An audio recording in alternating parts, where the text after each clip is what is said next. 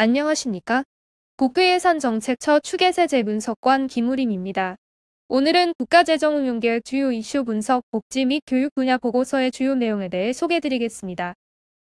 국가재정운용계획은 국회의 예산심사와 재정정책평가의 핵심 참고 자료로 재정 규모나 사회적 파급 효과가 큰 계획에 대해서는 심층적인 분석이 요구되고 있습니다.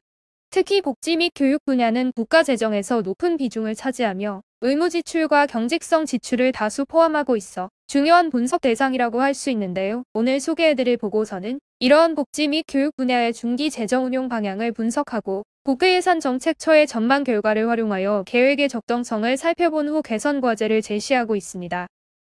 먼저 총괄적인 분석 의견으로 5가지를 제시하였습니다. 첫 번째는 정부가 수립한 정책별 기본계획의 주요 내용이 국가재정운용계획에 반영되지 않은 경우가 있는 것으로 분석됩니다. 대표적인 사례로 생계급여의 경우 정부의 정책 추진 계획에서 대상자 범위를 확대하겠다는 내용을 밝히고 있으나 이번 국가재정운용계획에는 반영되지 않은 것으로 확인됩니다. 이에 정부는 정책 추진 계획 간 일관성을 확보하고 차이 발생 시 구체적인 내용을 명시할 필요가 있다는 의견을 제시하였습니다. 둘째로 국가재정운용계획은 분야별 재정투자 중점과 제도 개선 과제를 제시하고 있으나 구체적인 재정투자 계획은 제시하지 않고 있습니다. 이번 계획도 복지 분야의 5가지, 교육 분야의 4가지 재정투자 중점과 다양한 제도 개선 계획을 명시하고 있으나 관련 재정 소요에 대한 정보는 제공하지 않고 있습니다. 재정운용의 투명성 강화를 위해서는 정부가 구체적인 세무 중기 투자 계획을 제시할 필요가 있다고 하겠습니다. 세 번째는 의무지출 유형화와 관련된 분석입니다. 정부는 의무지출을 4가지로 분류하고 있는데요. 유사한 성격의 사업이 서로 다른 유형으로 분류되고 있는 상황입니다. 예를 들어 건강보험과 장기요양보험에 대한 국가부담금은 다양한 유형에 분산되어 있어 정확한 재정 규모 파악과 효율적인 재정 관리가 어려운 측면이 있습니다. 이에 의무지출 유형 분류 시 유사 사업은 동일 유형으로 재분류하는 작업이 필요하다고 보았습니다. 네 번째로 육아비용 경감과 관련된 의무지출 사업 역시 다양한 유형으로 분산되어 일부 사업은 정부의 구체적인 중기 재정관리 계획을 확인할 수 없는 상황입니다. 국가재정운용계획은 복지 분야 법정 지출의 주요 사업에 대해서만 중기 투자 계획을 제시하고 있기 때문입니다. 저출산 대응이 정부의 주요 과제 중에 하나인 만큼 정부는 육아비용 경감 사업을 묶어 중기 투자 계획을 구체적으로 제시할 필요가 있다는 의견을 제시하였습니다. 5번째는 사회보험 재정 수지와 관련된 내용입니다. 국가재정운용계획의 첨부 서류인 중장기 기금재정관리계획은 총수입에서 총지출을 차감하는 방식으로 재정수지를 산출하고 있습니다. 이에 공무원, 군인, 사학연금은 국가가 부담하는 보험료가 내부거래라는 이유로 제외되어 제도별 재정 상태를 정확히 파악하기 어려운 상황입니다. 또한 연금기금은 연금, 재해보상, 퇴직수당 제도의 수입 지출 구조가 각각 구분되도록 설계되어 있음에도 재정 상태가 혼합되어 세부 재정 수지를 알기 어려운 문제도 있습니다. 따라서 정부는 개별 제도의 재정 수지를 별도로 제시할 필요가 있다고 보았습니다. 다음으로는 주요 이슈 분석의 내용을 소개해드리겠습니다. 먼저 공적연금 의무지출입니다. 공적연금 의무지출은 2026년도 기금운용계획 안에 93.9조 원이 편성되었고 2029년 118조 원까지 증가할 것으로 국가재정운용계획에 제시되어 있습니다. 그런데 최근 이 지출은 과소 편성 및 기금운용 변경으로 인한 증액이 반복되고 있습니다. 또한 최근 실적 추세와 향후 거시경제 변화 등을 반영한 국회예산정책처의 전망 결과 국민 사학 군인연금 의무지출은 향후 5년간 정부 예상 수준을 상회할 것으로 전망됩니다. 따라서 정부는 반복되는 과소 편성을 경계하고 신뢰할 수 있는 전망 결과를 제시할 필요가 있겠습니다. 공적연금 중에서도 사학연금은 2022년부터 연금급여가 연금부담금을 상회하기 시작하였습니다. 국회예산정책처의 전망 결과 연금급여의 연금부담금 초과분이 2025년 1.5조 원에서 2029년 3조 원까지 지속 증가할 것으로 전망되며 2026년부터는 당해연도 보험료와 이자 수입을 함께 고려하여도 그 해의 급여 지출을 충당하지 못할 것으로 예상됩니다. 따라서 사학연금에 특화된 재정 건전화 대책이 조속히 마련될 필요가 있습니다. 다음으로 국민건강보험 의무지출 분석입니다. 보험료 예상 수입액의 14%에 상당하는 금액을 보험에 지원하는 일반회계 국고지원은 2029년 12.4조 원까지 증가할 것으로 국가재정운용계획에 제시되어 있습니다. 그런데 최근 5년 지원금 산정 시 적용한 보험료 예상 수입액이 실제 보험료 수입보다 총 9.8조 원 낮았던 것으로 확인되는데요. 이는 정부가 민감성이 높은 추격형 모형을 활용한 데서 기인한 것으로 분석됩니다. 제도의 최근 추이와 향후 거시경제 변화를 종합적으로 고려한 보험료 수입 전망에 기반하여 향후 일반회계 국고지원금을 추정한 결과 정부 계획을 상회하는 규모가 전망되었습니다. 이에 안정적인 건강보험 재정 운영을 위해 보험료 수입 전망의 정확성을 높이고 예산 배정의 불확실성을 최소화할 수 있는 방안 모색이 필요하다고 보았습니다. 건강보험 의무 지출에는 국민건강증진기금을 통한 지원도 있는데요. 최근 이 기금 지원금은 담배부담금 예상 수입액의 65%인 상한 규정에 따라 보험료 예상 수입액의 6%로 정해진 법정 지원율보다 낮은 수준의 지원이 이루어지고 있습니다. 또한 정부는 매년 상이한 방법을 적용하여 담배부담금 예상 수입액을 전망하고 있는 상황입니다.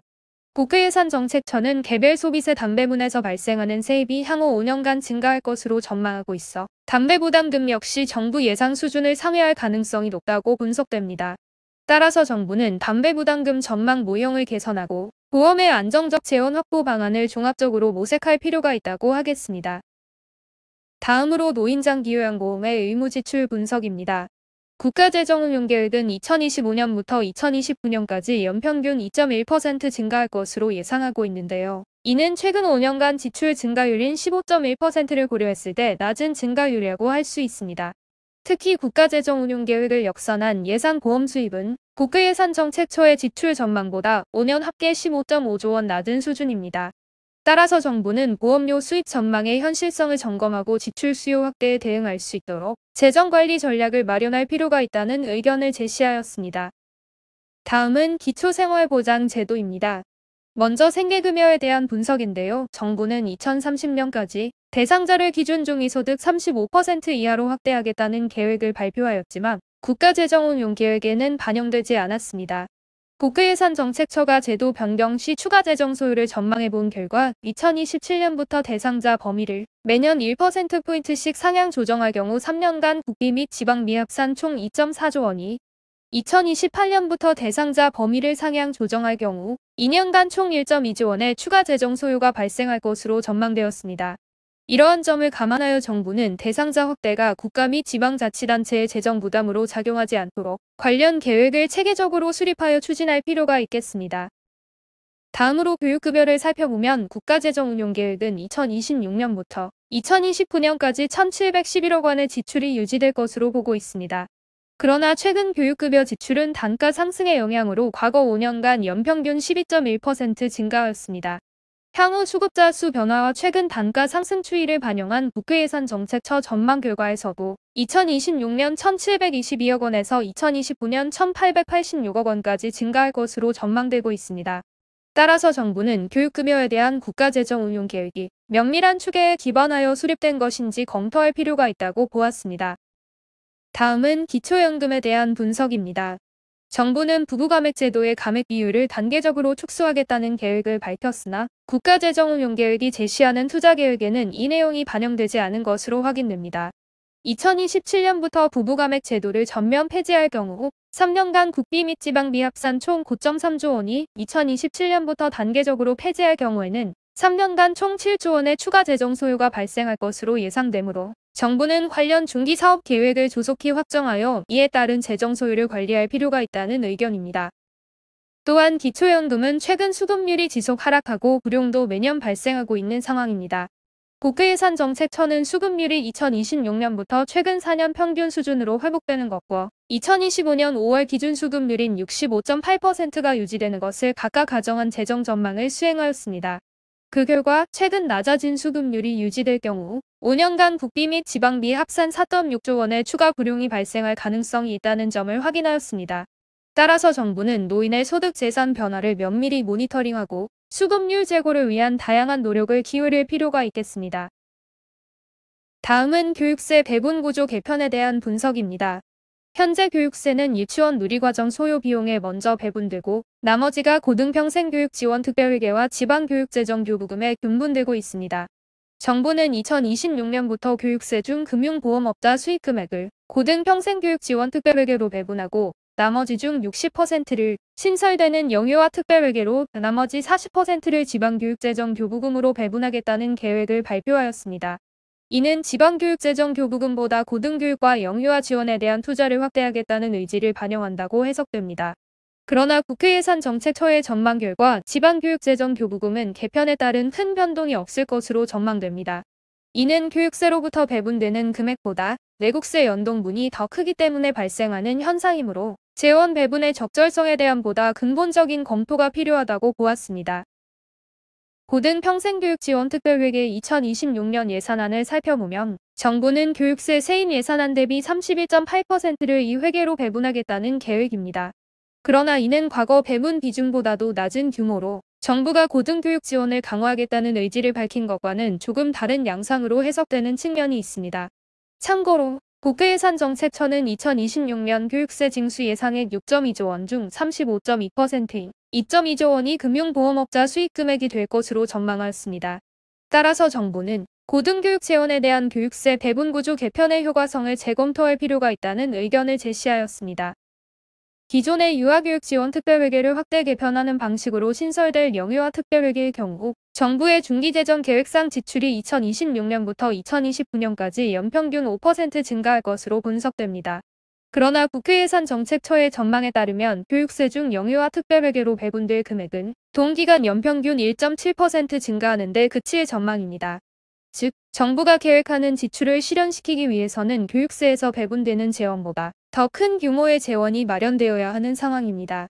따라서 정부는 재원 마련과 지출 효율화 등 종합적이고 체계적인 추진 계획을 수립하여 실행할 필요가 있다고 하겠습니다. 마지막으로 영유아 양육 지원 분석을 말씀드리겠습니다. 국가재정운용계획은 영유아 보육료 사업의 지출이 2026년부터 4년간 유지될 것으로 유아교육비 보육료 지원 사업의 지출은 2027년부터 3년간 유지될 것으로 부모급여 지출은 기간 내 소폭 증가할 것으로 제시하고 있습니다. 그러나 국회예산정책처는 영유아 보육료 지원의 경우 영세반 교사대아동 비율 개선 사업이 유지된다는 가정시 2029년 443억 원까지 지출이 증가할 것으로 전망하였습니다.